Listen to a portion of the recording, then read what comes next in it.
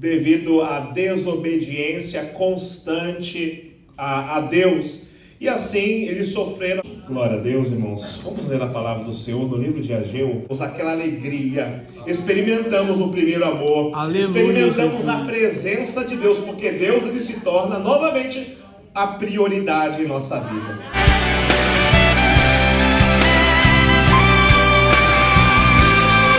Com a paz do Senhor Jesus. Amém. Glória a Deus, irmãos. Vamos ler a palavra do Senhor no livro de Ageu, profeta Ageu, capítulo de número 1, a partir do versículo de número 5, antepenúltimo livro do Antigo Testamento, em ordem reversa, Malaquias, antes está Zacarias, antes está Ageu, capítulo de número 1, e a partir do versículo 5, vamos ler aqui até o versículo 14, vamos aqui estar falando um pouquinho desse contexto. A palavra do Senhor, ela diz, a partir do versículo 5, capítulo 1. Ora, pois assim diz o Senhor dos Exércitos, aplicai o vosso coração aos vossos caminhos. Semeais muito e recolheis pouco. Comeis, mas não vos fartais. Bebeis, mas não vos saciais. Vestivos, mas ninguém se aquece. E o que recebe salário num saquetel furado. Assim diz o Senhor dos Exércitos, aplicai o vosso coração aos vossos caminhos. Subi o monte e trazei madeira e edificai a casa, e dela me agradarei e eu serei glorificado, diz o Senhor. Olhastes para muito, mas eis que alcançastes pouco, e esse pouco, quando o trouxestes para casa, eu lhe assoprei. Por quê? Disse o Senhor dos Exércitos, por causa da minha casa, que está deserta, e cada um de vós corre a sua própria casa. Por isso, retém os céus o seu orvalho, e a terra retém os seus frutos. E fiz vir a seca sobre a terra, e sobre os montes, e sobre o trigo, e sobre o mosto, e sobre o azeite, e sobre o que a terra produz, como também sobre os homens, e sobre os animais, e sobre todo o trabalho das mãos. Então ouviu Zorobabel, filho de Sealtiel, e Josué, filho de Josadaque, sumo sacerdote, e todo o resto do povo, a voz do Senhor, seu Deus, e as palavras do profeta Ageu, como o Senhor, seu Deus, o tinha enviado, e temeu o povo diante do Senhor. Então Ageu, o embaixador do Senhor, falou ao povo conforme a mensagem do Senhor, dizendo, eu sou convosco, diz o Senhor. E o Senhor levantou o espírito de Zorobabel, filho de Sealtiel, príncipe de Judá, e o espírito de Josué, filho de Josadaque, sumo sacerdote, e o espírito do resto de todo o povo, e vieram e trabalharam na casa do Senhor dos Exércitos, seu Deus. Amém. Amém. Glória a Deus. Irmãos, Israel, a nação de Judá, precisamente passaram por vários anos de exílio devido à desobediência constante a Deus.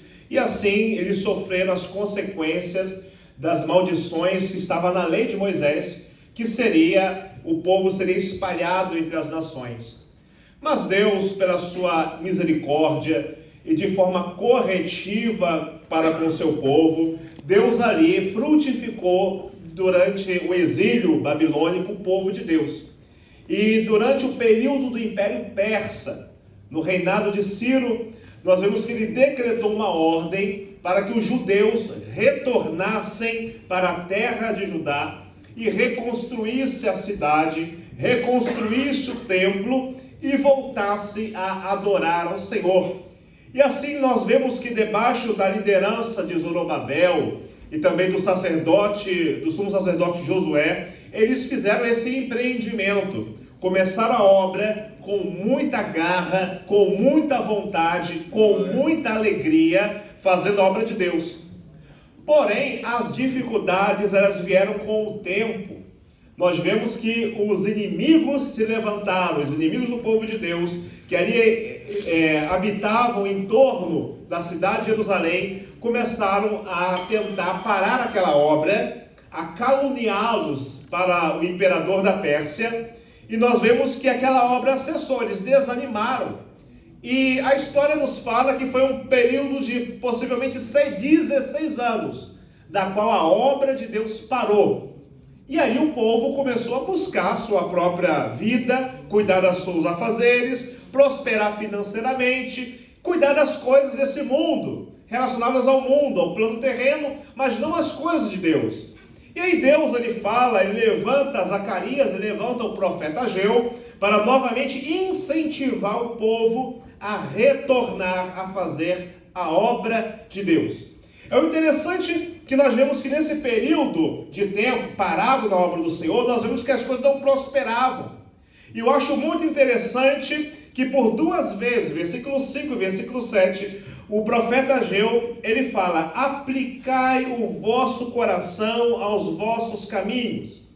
E quando aqui fala a palavra coração, ela está falando sobre pensamentos, reflexão, seu sentimento. Reflita nas decisões que vocês tomaram. Reflita as decisões que vocês tomaram e aonde essas decisões levaram vocês. O povo estava passando agora por um momento de crise, um momento da qual eles estavam tendo falta do necessário, não conseguiam prosperar, não conseguiam ir avante, mas o motivo era muito claro: eles deixaram de empreender na obra de Deus, eles deixaram de fazer a obra do Senhor.